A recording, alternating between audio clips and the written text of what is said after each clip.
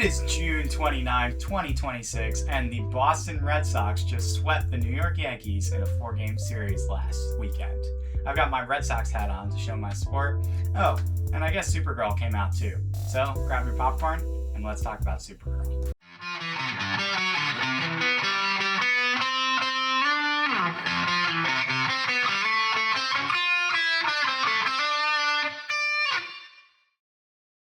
I had a wedding to attend this weekend, so I'm actually a little bit late on reviewing this film. So I've gotten to see some of the online discourse that surrounds what people think of Supergirl, and in general, people are pretty mixed on this film. The critics tended to lean negative, while audiences were slightly positive to mixed on the movie. Do I agree with what critics and audience have said? Let's find out as we dive into the plot of this film. The plot of this film is really scattered, particularly with the way that characters get from one location to another. I feel like they are just plot conveniences on how to move the story along as far as transportation is concerned, so that these characters can get to the places that they need to be. All of the characters that are main two characters, Supergirl and the side character, interrogate to get information automatically know what they're looking for, and it's not really something that they have to actively explore or provide a compelling reason to move the plot forward. It's just kind of convenience after convenience that moves our characters to the places that they need to be for the story to happen. The plot is also trying to do too much, so it's very rushed, and they're trying to tackle a lot of things. Fundamentally, these villains are child traffickers, which they're trying to tackle the evils of child trafficking, but that is not really developed at all because they're also trying to talk about Kara's backstory and what happens up to the planet Krypton. They're trying to talk about revenge and what does revenge mean for this side character. How does revenge impact someone's life? That's another theme of the film. And then they're also trying to touch on how Kara is different from Clark Kent in Superman and Supergirl and the contrasting narratives that they have there. They are trying to touch on a little bit too much in this plot, so I just think it's really rushed and scattershot. There's a lot going on and there's not enough time to develop any of the individual plot threads in this film. The plot feels generic and overly cliched in that everything that the writers have decided needs to happen in a superhero movie in order for it to qualify as a superhero movie happens in this film. You have needless rescues, chase scenes, attacks by random one-off villains that never show up again, and it's just really basic. The plot of this film feels like a nothing burger, mediocre superhero film. I've seen a lot of comparisons online for this film to Thor: The Dark World, and in a way I kind of agree. I don't necessarily think that Supergirl is a bad movie, just like I don't think Thor: The Dark World is a bad movie. But for Marvel standards, or for DC standards, granted we don't have a lot of DC standards right now because James Gunn just rebooted the universe, but just basing it off of how much I liked Superman, this movie was a little bit of a disappointment. Just like Thor: The Dark World is a disappointment in terms of Marvel, Supergirl is a little bit of a disappointment in DC terms. And that's not to say that these films are bad, but the plots of both films just feel mediocre in comparison to the rest of the universe that they're set in, which I think is why this film is so frustrating. Overall, I don't think the movie is bad or has a bad plot necessarily, but it just feels rushed and there's too much going on, and it's overall just very mediocre. So I'm gonna have to give the plot of Supergirl a 2 stars out of 5. Moving on to the characters in this film, I think they're a mixed bag. Let's start off with the positive, where we've got Jason Momoa as Lobo, who steals every single scene, and this is consistent across all the reviews that I've read and seen online. Everybody likes Jason Momoa as Lobo. He was just born to play this character. He does a really great job. He's super funny and just starts stealing scenes. His are actually the only jokes in the film that work for me. This film has a very Guardians of the Galaxy inspired look and feel, but the problem is that there's one main character in this film, 2 if you count the side character, whereas Guardians of the Galaxy is an an ensemble film, so you get banter between the characters that bring up the film as a whole, and the writing and jokes land in Guardians of the Galaxy because they have multiple characters to bounce off of. In this film, you only have Supergirl and the sidekick Ruthie, who is totally obnoxious. I'll talk more about her later. So most of the jokes in this film don't land for me, except for the ones from Jason Momoa, so he is a standout in this film. Then we also have Kara, I almost said Melissa Benoit. That was the old Supergirl. Millie Alcock as Kara does a fantastic job. She is really good in this role, and you know that her struggles and her characterization are done really well. When this film is about her and her struggles with dealing with what happened to Krypton and the differences between her and Clark Kent, that's where this film works. It does a good job comparing these two characters and how they handled the destruction of Krypton. Obviously, Supergirl was there for the destruction of Krypton, whereas Superman was sent off when he was a little kid. So the comparison of these two characters works really well, but they simply don't dive into it enough in this film because they're trying to fit all this other plot lines into the film about revenge, about child trafficking. If those two plot lines about revenge or child trafficking weren't in this film and they could focus more on Supergirl's character, origin story, and relationship with Clark Kent, I think this movie would be a significantly better film. Speaking of Clark Kent, we've got David Corenswet in this film enough. He is more than a cameo. He has some significant scenes as Superman, and he does great. Like, you just want to see more of him in this universe, and I'm excited for Man of Tomorrow, his second film. So I think David Corenswet does a great job, and the characterization of Superman is great in this film. Now let's move on to the negative aspects of the character. The side character, Ruthie, is just terrible. She is so annoying and incompetent. Every time she's on screen and she says something, you're like, can you shut up? Like, we don't really want to hear from you. And I don't want to blame the actress because I've never seen her in anything else. Maybe she is a competent actress that was just given a script that is just poorly written and developed for her character, but she just delivered every line super annoyingly, which again, that could be the script or the director. I don't want to put any blame on the actress until I've seen her in other things. She has this line that she just repeats over and over again, and they're trying to do the Inigo Montoya shtick from Princess Bride, where Inigo goes, "Oh, you killed my father, prepare to die." Like, this character Ruthie has a similar line where she just repeats herself over and over again, but she doesn't have the charm that Inigo Montoya has, right? Because Inigo Montoya is competent, he is funny, he is charismatic, and you like the character of Inigo, and you are rooting for him to get revenge. In this movie, you absolutely hate the character of Ruthie. You are rooting for her to fail the whole time, especially since in the end, like, without spoiling anything, the way that the plot ends, the whole point of the movie is dealing with the theme of revenge, and the way that the movie portrays revenge as a negative thing, you really don't want Ruthie to succeed in this film. Everything about her character is just annoying. She's so incompetent. And there are flashes of competency in this film from her character, but it is negated by being totally out of character for her. Like, the entire film, she's super incompetent. You don't want her to do anything, and then suddenly, out of nowhere, she has Albert Einstein level genius.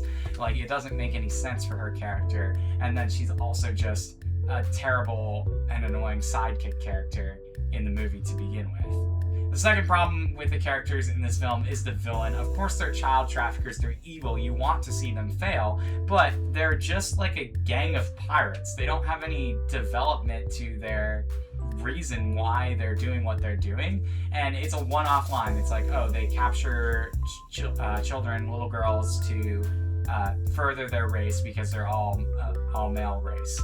That's the only explanation in the film about why they're doing what they're doing. There's no motivation to these pirates or traffickers. They're just trying to get money and steal children for exploitation.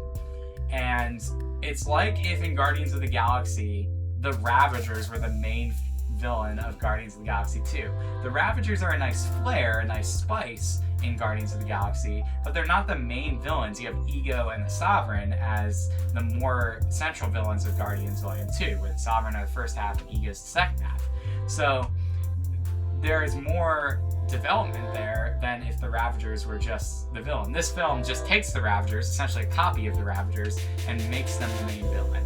This is a terrible problem for the film, and the villain is not compelling at all. You really don't understand why they're even in the movie at all. Like, the way that Supergirl gets dragged into this plot is so convenient just so that they can have these characters as a villain. It would be way more interesting if they actually had a specific villain from the Supergirl comics that has history with her to be the villain of this film. And again, they're adapting a story that's pretty well loved in the comic book community, the Supergirl Women of Tomorrow storyline. Problem is, I haven't read that comic, so I can't really comment on that in comparison for this review, but just watching this film, I felt like if this is what the comic is like, then I don't really want to read the comic because the storyline is so bland and these villains are so boring.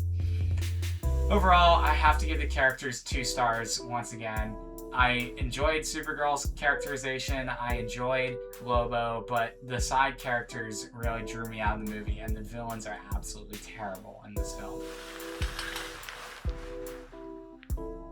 Alright, let's talk about the pacing of the film, and in general, I think that this film is a little bit rushed, as I kind of talked about with the plot, is they're trying to cover so much at once that they have to kind of go really quick from one thing to the next for pacing. They have to jump around really quickly, and there are strangely parts of this film that are also way slow. Like, they pull it back and they dial into Kara's backstory and slow way down.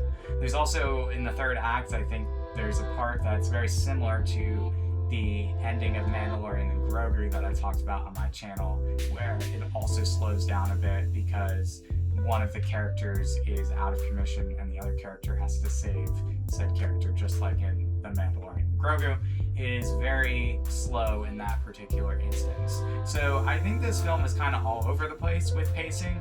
That being said, I didn't feel like the film was too long or too short.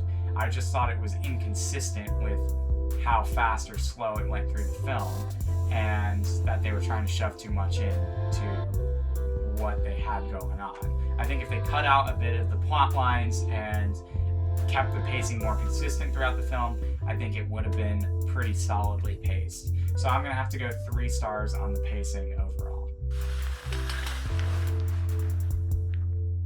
Moving on to the visuals in this film, I actually thought that a lot of the action looked pretty clunky, and they're doing a lot of really fast action and motion blur type scenes that make it really hard for you to follow fight scenes. The exception to this is in the third act, where I actually thought the third act, they're up on like a spaceship type thing, and it actually looks pretty good where the final fight is, and that was the part of the movie I actively found myself enjoying a lot, was the third act and the final fight of this film. The way that characters look in space is also a little odd to me. You have like effects of like hair blowing in the wind in space where there's no atmosphere or wind to actually blow your hair, and that bothers someone like me who has a scientific background, who understands how things are supposed to look in outer space. But if you're someone who doesn't really care about those types of things, this is just like a little nitpick. So I thought the visuals were a little clunky in this film, but overall nothing really took me out of the film as far as visuals are concerned, even if the fight scenes were kind of hard to follow. So I'll give it a 3 stars on the visual end. I found myself really entertained by the back half of the film, but the way that things move along and my problems that I've stated throughout this review have taken me out of the first 2 acts of the film. So the third act of the film is a lot more entertaining than the first 2 acts of the film. And I'm also someone who is generally entertained by superhero films and the DC universe, and these are characters that I love. So I am generally going to be more positive on a movie that involves characters that I enjoy from the comics, because I want to see them adapted to the screen. I didn't really have a lot of exposure to Supergirl in the comics, as I stated earlier, so actually my exposure to her is the CW show and the animated series that DC put out in the 2000s, which I wanted to see these characters adapted to the big screen. So I enjoy this a little more than someone who's kind of tired of superhero films or tired of cliches. So for me, I'm gonna give it a 4 stars overall in entertainment because I generally did enjoy the film, even if I had a significant amount of problems with it. If you're someone who is tired of superhero films or does not enjoy cliches or bad writing or terrible scripts, even with decent action and fighting, then you're probably going to be lower on the entertainment value on this film than I am, and you can take it down a star or 2. In general, I think this film was pretty disappointing. Is this a bad film necessarily? I wouldn't say so. I would just say it's very mediocre. The film is contrived and cliched and tries to cover way too many things at once, and the side characters in this film are terrible, as well as the villain being terrible. So it's just not a great overall film and showing for the DC, especially the script. And I think the problem that a lot of people have with this film, myself included, is that James Gunn specifically came out and said that he is going to only greenlight scripts that he has personally read and felt like they were complete. And this film does not show that. It does not feel like it had a complete script going into it, or a decent script from James Gunn's quality standards. So I'm surprised that this film even got pushed through at all. I want to hear from you where you disagree with me, and I want to have a conversation with you in the comments down below about this movie. So please leave a comment about what you thought of this film. Tell me, did you like this film or Superman better, and why? Also, feel free to like this video and subscribe if you enjoyed this style of content.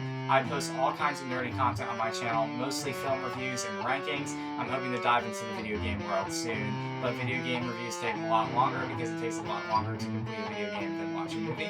Overall, this film barely lands at a 3 stars overall, and I'm gonna have to give it a 6 out of 10 because I enjoy superhero films. But if you're someone who doesn't enjoy superhero films, the definition of a mediocre film would be a 5 out of 10, so that's probably a more accurate rating. And if you're someone who actively hates superhero films, then you're definitely not going to like this one. This one's not going to win you over, and it would be rated even lower for you. Subscribe and stay tuned for the rest of my content. Remember, keep consuming media so that I can keep covering it.